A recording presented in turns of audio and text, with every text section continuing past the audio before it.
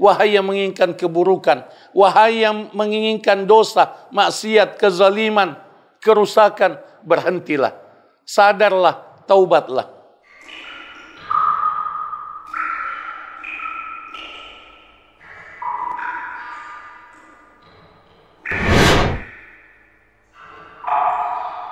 An Abi Hurairah radhiyallahu anhu qal, dari Abu Hurairah, semoga Allah meridai beliau mengatakan, qala Rasulullah sallallahu alaihi wasallam, Rasulullah sallallahu alaihi wasallam pernah bersabda, idza kana awwalu lailatin min syahri Ramadan, ketika masuk malam pertama dari bulan mulia Ramadan, suffidatis syayatin, dibelenggu setan-setan, wa maradatul jin, dan jin-jin yang paling jahat, penjahat-penjahat jin, wa ghulliqat abwabun nar, dan ditutup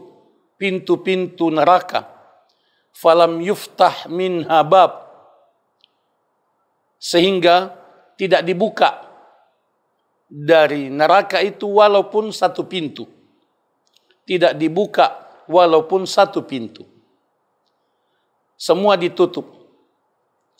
Wa futtihat abwabul jannah, dan dibuka pintu-pintu surga, falam yughlaq minha bab, sampai tidak ditutup walaupun satu pintu. Tidak ada pintu surga yang ditutup. Wa yunadi munadin, dan berserulah penyeru dari langit, ya baghiyal khairi aqbil, wahai yang menginginkan kebaikan, menghadaplah, majulah. Wa ya baghiyasy syarri aqsir, dan wahai yang menginginkan keburukan, berhentilah, stoplah. Walillahi utaqa'u minan nar, dan Allah Subhanahu wa taala menentukan orang-orang yang dibebaskan dari api neraka. Wa dzalika fi kulli lailah, dan itu terjadi setiap malam dari bulan mulia Ramadan. Rawahu Tirmidzi, hadis yang mulia ini diriwayatkan oleh Al-Imam Tirmidzi, wa Ibnu Majah, dan Imam Ibnu Majah, wa sahhahahu Asy-Syaikh Al-Albani, dan hadis mulia ini disahihkan oleh Asy-Syaikh Al-Albani rahimahullah. Pemirsa, hadis yang mulia ini paling tidak menjelaskan 5 hal. Yang pertama, pada bulan mulia Ramadan, syaitan dibelenggu, sehingga gerakan setan sangat dibatasi. Yang kedua, ditutup pintu neraka. Artinya, ditutup celah untuk masuk neraka. Ditutup jalan-jalan untuk durhaka kepada Allah Tabaraka wa Ta'ala. Yang ketiga, dibuka pintu surga. Artinya, dibuka pintu rahmat, kasih sayang, ampunan dari Allah Tabaraka wa Ta'ala. Yang keempat, ada seruan dari langit.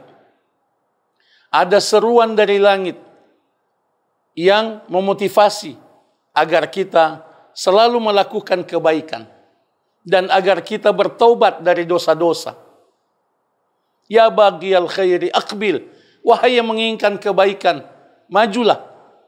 Wahai yang menginginkan kebaikan, menghadaplah, kepada Allah Tabaraka wa Ta'ala. Wahai yang menginginkan pahala, wahai yang menginginkan ampunan dari Allah Tabaraka wa Ta'ala, bersungguh-sungguhlah. Wa ya baghiya syarri aqsir, wahai yang menginginkan keburukan, wahai yang menginginkan dosa, maksiat, kezaliman, kerusakan, berhentilah. Sadarlah, taubatlah. Yang kelima dari kemuliaan bulan mulia Ramadan ialah pada bulan mulia Ramadan Allah Subhanahu wa Ta'ala menentukan sejumlah besar dari hamba-hambanya yang beriman dibebaskan dari api neraka, tidak masuk neraka, sehingga mereka dijamin masuk surga. Dan itu terjadi setiap malam dari malam-malam mulia selama bulan mulia Ramadan. Hadis yang mulia ini membawa pendidikan kepribadian kepada kita. Paling tidak ada dua pendidikan kepribadian, yaitu pendidikan penghayatan. Kita dididik agar kita menghayati kemuliaan bulan mulia Ramadan, menghayati keyakinan kita pada kebenaran yang disabdakan oleh Rasulullah sallallahu alaihi wasallam tentang kemuliaan bulan mulia Ramadan.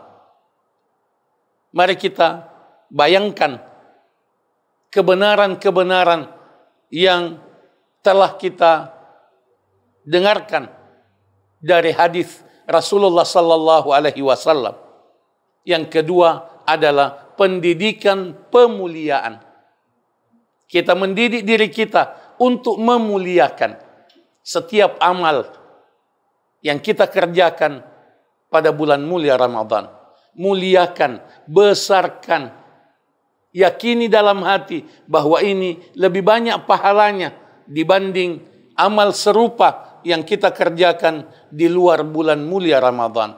Sehingga kita upayakan untuk lebih menyempurnakan amal itu selama kita mengerjakannya pada siang dan malam bulan mulia Ramadan. Muliakan, ucapkan dalam hati, saya muliakan amal ini, saya muliakan ibadah ini karena Allah Tabaraka wa Ta'ala. Semoga Allah Subhanahu wa Ta'ala menambahkan hidayahnya kepada kita untuk mengamalkan yang terbaik dari yang kita dengarkan dan yang kita ucapkan. Allahumma amin.